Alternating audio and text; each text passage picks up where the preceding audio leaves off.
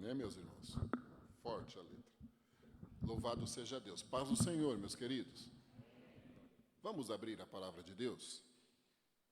Livro de Números, quarto livro da Bíblia, livro de Números,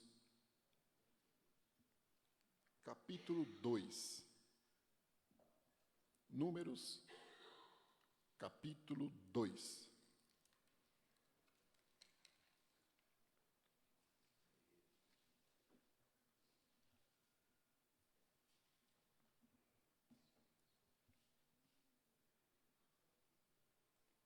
Amém, meus queridos? E falou o Senhor a Moisés e a Arão, dizendo: Os filhos de Israel assentarão as suas tendas, cada um debaixo da sua bandeira, segundo as insígnias da casa de seus pais, ao redor, defronte da tenda da congregação, assentarão as suas tendas. Os que assentarem as suas tendas da banda do Oriente para o nascente serão os da bandeira do exército de Judá, segundo os seus esquadrões. E Naasson, filho de Aminadab, será príncipe dos filhos de Judá. E o seu exército e os que foram contados deles foram 74.600. E junto a ele assentará suas tendas a tribo de Issacar, e Natanael, filho de Zuar, será príncipe dos filhos de Issacar. E o seu exército e os que foram contados deles foram 54.400. Depois, a tribo de Zebulon, e Eliabe, filho de Elon, será príncipe dos filhos de Zebulon. E o seu exército e os que foram contados deles foram 57.400. Todos os que foram contados no exército de Judá, 186.400, segundo os seus esquadrões, estes marcharão primeiro. A bandeira do exército de Ruben, segundo os seus esquadrões, estará para a banda do sul. E Elisur, filho de Sedeur, será príncipe dos filhos de Ruben. E o seu exército e os que foram contados deles foram 46.500. E junto a ele assentará suas tendas a tribo de Simeão. E Selumiel, filho de Zurizadai, será príncipe dos filhos de Simeão. E o seu exército e os que foram contados deles foram 59.300. Depois, a tribo de Gade. E Eliasaf, filho de Deuel, será príncipe dos filhos de Gade. E o seu exército e os que foram contados deles foram 45.650. Todos os que foram contados no exército de Ruben foram 151.450, segundo os seus esquadrões, e estes marcharão em segundo lugar. Então partirá a tenda da congregação com o exército dos levitas no meio dos exércitos. Como assentaram as suas tendas, assim marcharão, cada um no seu lugar, segundo as suas bandeiras. A bandeira do exército de Efraim, segundo os seus esquadrões, estará para a banda do ocidente. E Elisama, filho de Amiúde, será príncipe dos filhos de Efraim.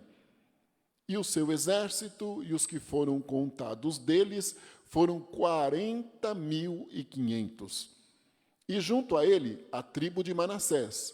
E Gamaliel, filho de Pedazur, será príncipe dos filhos de Manassés. E o seu exército e os que foram contados deles foram 32.200. Depois, a tribo de Benjamim e Abidã, filho de Gideone, será príncipe dos filhos de Benjamim. E o seu exército e os que foram contados deles foram 35.400. Todos os que foram contados no exército de Efraim foram 108.100, segundo os seus esquadrões, e estes marcharão em terceiro lugar. A bandeira do exército de Dan estará para o norte, segundo os seus esquadrões. E Aiezer, filho de Arrizadai, será príncipe dos filhos de Dan. E o seu exército e os que foram contados deles foram 62.700. E junto a ele assentará as suas tendas a tribo de Azer. E Pagdiel, filho de Ocrã, será príncipe dos filhos de Azer. E o seu exército e os que foram contados deles foram 41.500. Depois, a tribo de Naftali. E Aíra, filho de Enã, será príncipe dos filhos de Naftali. E o seu exército e os que foram contados deles foram 53.400. Todos os que foram contados no exército de Dan foram 157.600. Estes marcharão no último lugar, segundo as suas bandeiras. Estes são os que foram contados dos filhos de Israel, segundo a casa de seus pais. Todos os que foram contados dos exércitos pelos seus esquadrões foram 603.550. Mas os levitas não foram contados entre os filhos de Israel, como o Senhor ordenara a Moisés. E os filhos de Israel fizeram conforme tudo o que o Senhor ordenara a Moisés. Assim, assentaram o arraial, segundo as suas bandeiras, e assim marcharam, cada qual segundo as suas gerações, segundo a casa de seus pais. Amém. Esquisito, né? Eu acho que eu li um nome errado, é Amizadai. Estranho. Não nos atrairia tanto uma leitura como essa, apesar de ser a leitura da Bíblia em tudo sadia. Entendam a forma de colocação aqui. Números, o 4º livro da Bíblia, também escrito por Moisés, escrito durante a peregrinação do povo à Terra Prometida. O último, porque Deuteronômio é a repetição dos 4 livros primeiros, que compõem o Pentateuco, os 5, então, com Deuteronômio.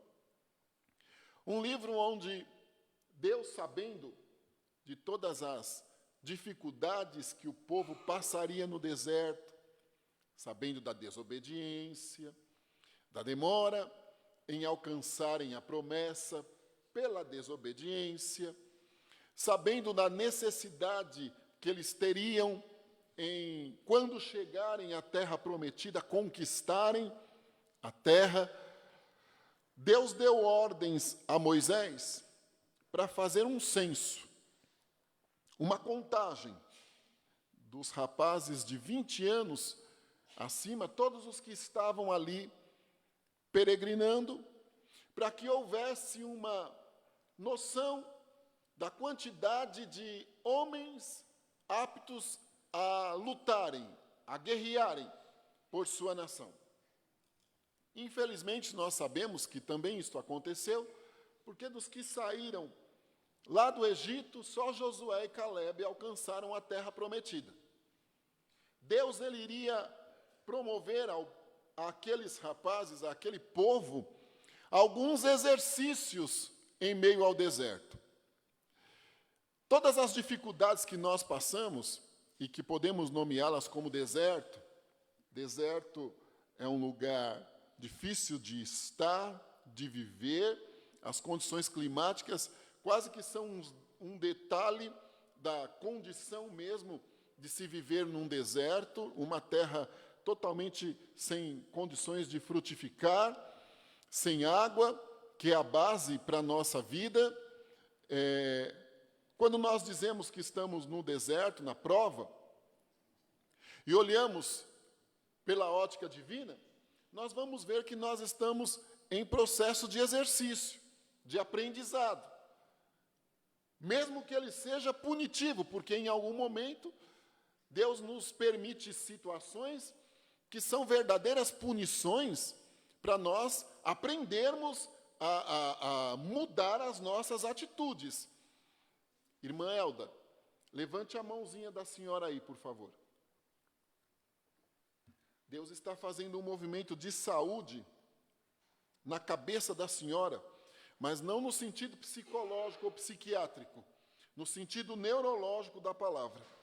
Deus tem dado livramentos para a senhora, não são 1 nem 2 livramentos. Eu contemplo como se fosse o formato de um instrumento pontiagudo, ele faz alguns furos na cabeça da senhora. E estes furos, eles vão exatamente em veias principais aí, que tem funções primordiais para uma boa função, para um bom funcionamento do cérebro em si, da cabeça, do crânio. Deus está curando estas veias hoje. As dores e pontadas que a senhora sente, elas vão sumir a partir deste momento, porque Deus está restaurando a saúde da cabeça da senhora neste sentido. Outra coisa, Deus está ordenando paz a favor da senhora. Paz. Paz na tua casa, entendimento. O Senhor vai mudar uma história de uma maneira fora do comum. E o nome dele há de ser exaltado nisso de forma especial. Amém, minha querida? Saia daqui vitoriosa em nome de Jesus Cristo. Glória a Deus. Louvado seja o Senhor Deus. Deus não está... eu não sei o nome da esposa do Renato. Mas vamos lá.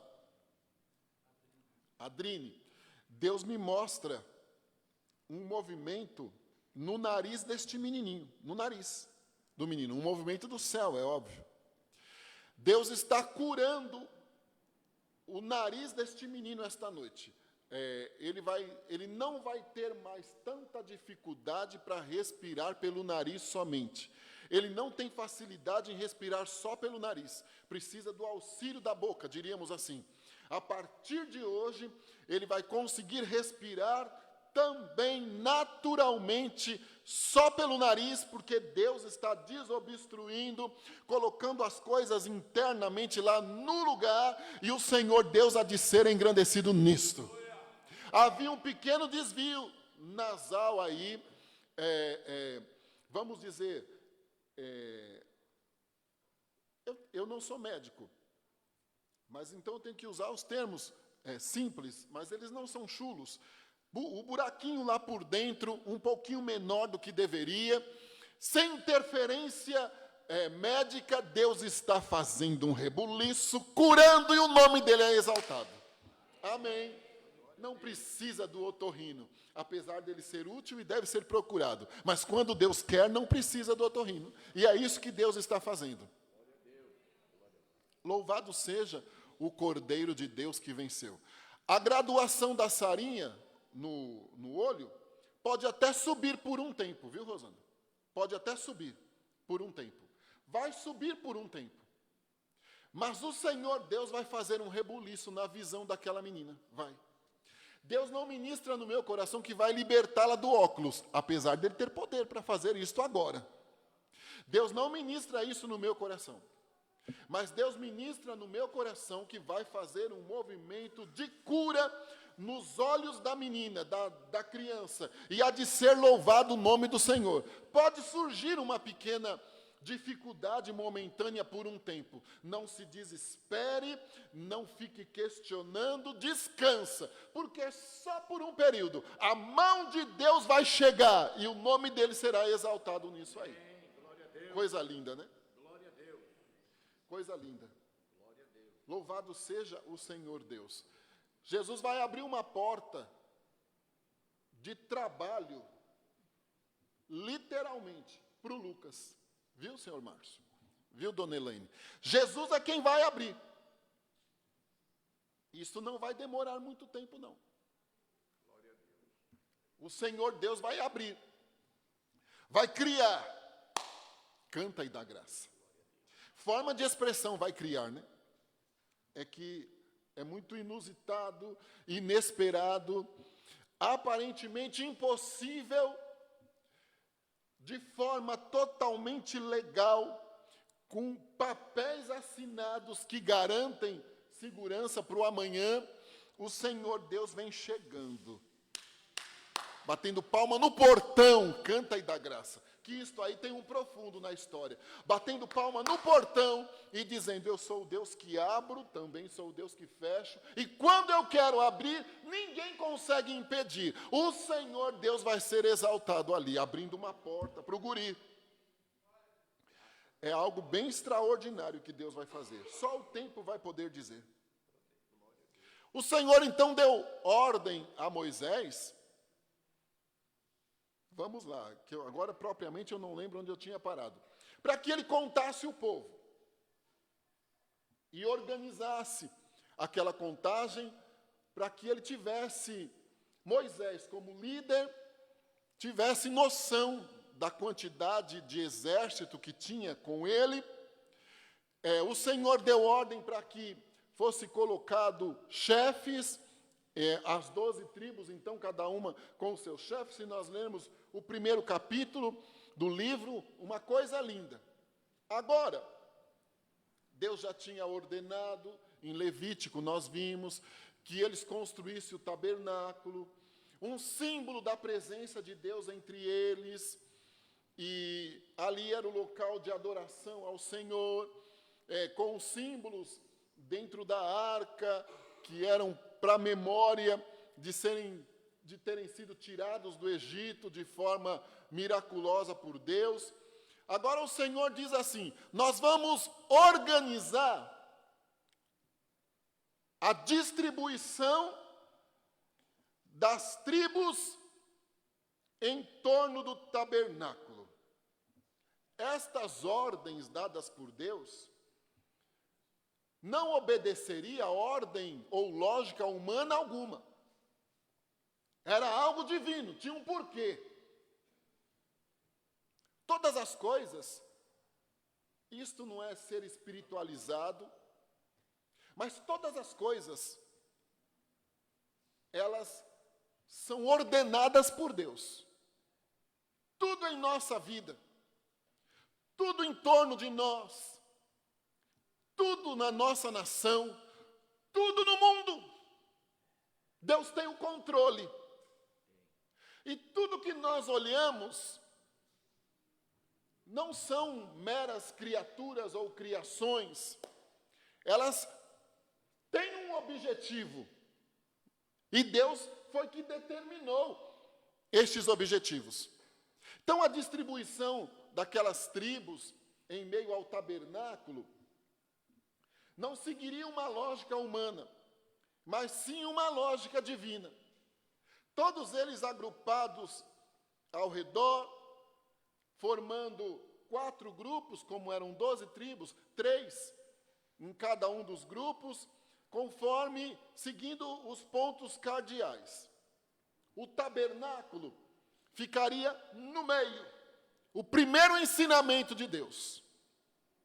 Quando Deus não está no centro da nossa vida, do que nós fazemos e de tudo aquilo que está em torno de nós, nada dá certo. Nada. Nada dá certo. A primeira coisa em tudo que nós vamos fazer é enxergar Deus no centro. Esta menina do lado da Vanessa. Deus me mostra como se papéis fossem entregues às suas mãos. Papéis em branco. Todos eles com muitos pontos de interrogação. Muitos pontos de interrogação. Você vive um período totalmente inexplicável. Em algum momento você não acha sentido para a sua vida. Não que isto seja um sintoma de depressão, não. Você não tem conseguido hoje achar um sentido para a sua vida. Tudo tornou-se um ponto de interrogação. E é primordialmente este último ano, finalzinho do ano passado para cá, tudo tornou-se ponto de interrogação. Nada se conclui, tudo que começa para pelo meio, tudo que tinha começado não se chegou a ponto algum, sensação de muitos prejuízos, em muito momento, muito mal-estar interno por isso, você se sente um peixe fora d'água em todo lugar que chegar. Meu Deus do céu, parece que eu não me encaixo em nada. Uma guerra espiritual que afeta o sono, que afeta os batimentos cardíacos, que afeta a condição respiratória, inclusive, e os pontos de interrogação. Deus estava tomando às mãos dele estes papéis esta noite, porque não eram um e nem dois, eram muitos. Deus estava tomando, Deus está tomando estes papéis às mãos esta noite. E o Senhor Deus manda eu te dizer, primeiro Ele vai te tirar desta condição de interrogação. As coisas podem continuar do mesmo jeito, mas você não vai ter mais a impressão de solidão, de um peixe fora d'água e de tanta pergunta ao mesmo tempo. E isto, naturalmente, o Senhor vai tirar das tuas emoções, porque Ele vai operar dentro disso. E depois Ele vai começar a fazer você entender que muitas coisas já estavam respondidas por Ele, e eram puramente o trabalhar dEle, e muitas das outras eram livramento, porque Ele tem coisas melhores e maiores, e o nome dEle há de ser exaltado nesta história. Amém? Pode voltar para casa livre destes papéis. Canta aí da graça. Isso é forma de expressão, até para descontrair. Livre destes papéis, porque eles foram pegos e levados à altura, e lá nem o maligno toca para impedir que as respostas venham. Amém? Outra coisa que Deus ensinava. Primeiro, o centro de tudo deve ser Deus.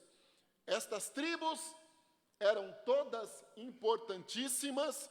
O tabernáculo, ordenança do Senhor, mas Deus precisava estar no centro, para que eles fossem alcançados, fossem vitoriosos, e o nome do Senhor fosse nisso glorificado, e houvesse verdade nisso.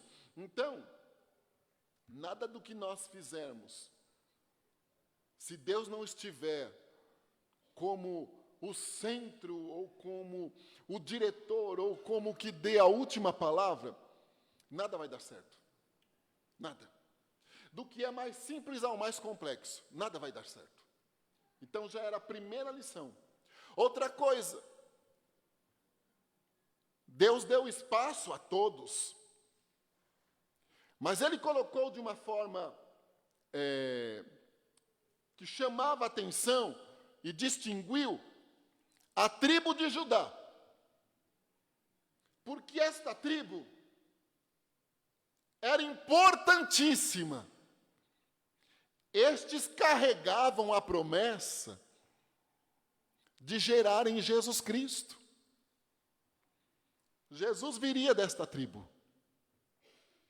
Então eles foram dado atenção a eles, como nós acabamos de ler aqui, foi dada uma atenção especial a eles, porque a importância daquele povo era extraordinária. Deus não fez acepção aos outros, não deixou de contar, de dar oportunidade, mas o Senhor distinguiu aquela tribo, dando a eles uma primazia, para que houvesse, inclusive no meio do povo, um despertamento, um reconhecimento, valorização, respeito, honra, e eles estivessem alertas, porque também cumpria-se a promessa que o Senhor havia feito pela boca de Jacó. Cumpria-se a promessa. O vento mexeu ali no negócio da bateria. Eu digo, ai, só, será que tem alguma criança ali embaixo? Assustei aqui, né? Outra coisa não é não. Um fantasma não é não. E disso eu não tenho medo. Podia ser um ratinho, né? Olha. Não é também, senão as irmãs não estavam sentadas ali, cultuando ao Senhor. Mas vamos lá, meus irmãos. Logo no terceiro versículo,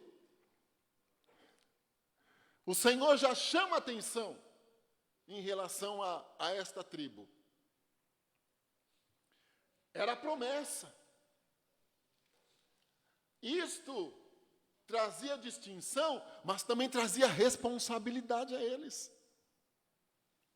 Responsabilidade. Eu amo a palavra de Deus porque os valores dela são extraordinários. Eles não seguem, em muitos momentos, a nossa ótica humana. E a lógica divina, é difícil de ser compreendido por nós, porque somos limitados. A quem mais foi dado, dele mais será cobrado. Imaginem a responsabilidade deste povo. Um privilégio, sim. Carregavam estes meninos, estas meninas nasciam com a esperança, quem sabe, este é a redenção. As especulações, eles esperavam uma promessa. Por isso Deus deu a eles privilégio, responsabilidade de estarem ali entre os primeiros, ou a primeira tribo. Depois, outra coisa que nos ensina aqui é a organização. Deus é organizado em tudo. A organização determinada por Deus e dada a Moisés. E era uma organização na marcha. Eles rumavam para a terra prometida, que seria Canaã. Nós agora rumamos para a terra prometida, que é o céu. É a celestial, como diz Paulo. E nós precisamos ser organizados também em meio à marcha para o céu. Deus ensinava nesta organização o respeito aos limites do outro. Deus ensinava nesta organização a união que faz a força. Outra coisa, a união da diversidade. Um princípio para todas as coisas. Tudo que nós formos fazer, querer, nós precisamos sempre nos lembrarmos disso. A diversidade. E Deus opera na diversidade já pela criação. Pelas muitas coisas que Ele preparou para nós. No aspecto alimentar, no aspecto da diversidade de cores, de tudo. Aí existe a diversidade de pensamento. Apesar desse termo aí, às vezes usarem para impor condições antibíblicas, mas aqui aplicando a diversidade de pensamentos, de raças, tribos, povos, nações, línguas, todas marchando para o mesmo lugar, no mesmo foco, no mesmo ideal. A Bíblia nos diz que naquele grande dia, a palavra do Senhor, e às vezes, e nós cantávamos, quando já é um hino um pouco antigo, né? De todas as tribos, povos e raças, muitos virão te louvar. Bendito seja sempre o Cordeiro, Filho de Deus, raiz de Davi. Quando chegarmos ali nas alturas, no céu, nós nos encontraremos com os nossos irmãos americanos, com os nossos irmãos holandeses, com os nossos irmãos da Nova Zelândia, com os nossos irmãos japoneses, com os nossos irmãos da América Latina. E a diversidade cultural, inclusive. É uma coisa que nós precisamos observar. A diversidade no pensamento, mas precisa tudo estar ajustado, porque nós prosseguimos para o céu. Deus ensinava que a simetria espiritual ali deveria ser cultivada sem nenhum tipo de desigualdade. Apesar das responsabilidades, todos eram iguais. Todos com o mesmo ideal. Todos chegariam à terra prometida, se estabeleceriam como nação. E todos serviriam um só Deus. No céu não vai entrar só a Assembleia de Deus. No céu vai entrar todos os salvos. Todos os que foram salvos, que creram em Jesus e que no arrebatamento forem ao céu, incondicionalmente ele não olhará a placa da igreja. Todos ali receberão cada um a sua coroa. E vários outros ensinamentos nós temos nisso. Que Deus nos ajude, irmãos. Que Deus nos ajude. Que eu não saia do meu lugar, que eu ocupe o meu lugar. Importante ou não importante, em evidência ou sem estar em evidência, que eu ocupe o meu lugar na marcha. Que eu desenvolva a minha função na marcha. Que eu consiga estar irmanado com os meus irmãos na marcha. Que o deserto desta vida seja para nós um treinamento, um exercício para entrarmos no céu. O nosso maior alvo e a maior vitória conquistada por Jesus na cruz do Calvário. Amém, meus queridos? Eu quero convidá-los a colocarem-se em pé, por favor.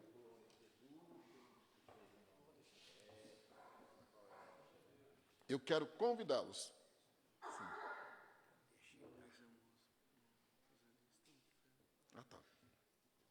Nós vamos orar pelo irmão Luiz e sua esposa Roseli. Eles estão enfermos. Não estão aqui? Não. Nós vamos orar pelo pastor Arnaldo, que ficou mais novo ontem, né? Ontem, que ficou mais novo ontem. E se o irmão crer que vai receber vitória, vem até aqui que nós queremos orar por você.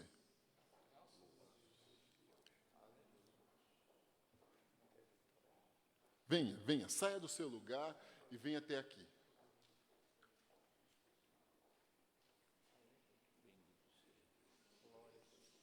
Depois que nós orarmos, tem como tirar do ar? Depois que a gente orar? Eu quero contar uma coisa só para nós aqui. Vamos orar, meus queridos. Erga sua mão ao céu e nós vamos... Ah, tá. Meu Jesus. Vamos orar pelo Sandy e pela Gisele, que eles estão na Bolívia fazendo a obra de Deus, para que o Senhor guarde eles ali naquele país difícil, bem difícil, mas maior é o Senhor, não é? E é ali que tem que ir mesmo, é ali que precisa. Isto, Bolívia, isto, ore. Santo Deus e Pai, nós louvamos e glorificamos o Teu nome, por Tua misericórdia, por Tua fidelidade, por esta oportunidade tão especial que tivemos de estarmos na Tua casa, ouvindo um pouquinho da Tua palavra. Eu te peço agora uma bênção especial a favor do irmão Luiz, da irmã Roseli. Vá de encontro aos Teus servos e leve ali saúde.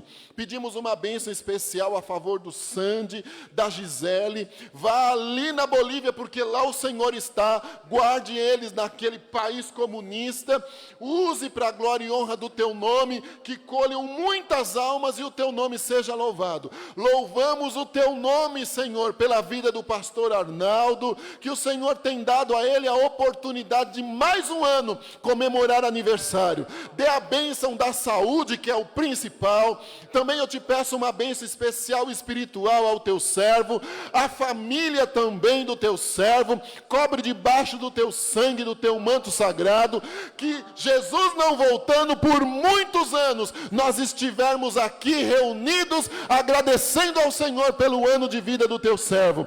Em nome de Jesus, eu abençoo os teus servos aqui à frente, eu ordeno a bênção da saúde, na autoridade do nome de Jesus, eu repreendo a fúria do mal, eu ordeno porta aberta, em nome de Jesus Cristo, eu repreendo toda seta do mal contra os lares, famílias aqui representadas, que caia por terra no nome de Jesus, que haja vitória. Também, Deus, que nós tenhamos consciência que somos contados pelo Senhor, todos somos iguais diante do Senhor e que marchamos para uma mesma Canaã celestial. Em nome de Jesus nós acreditamos, por isso nós te agradecemos pela bênção e vitória. Amém, Jesus.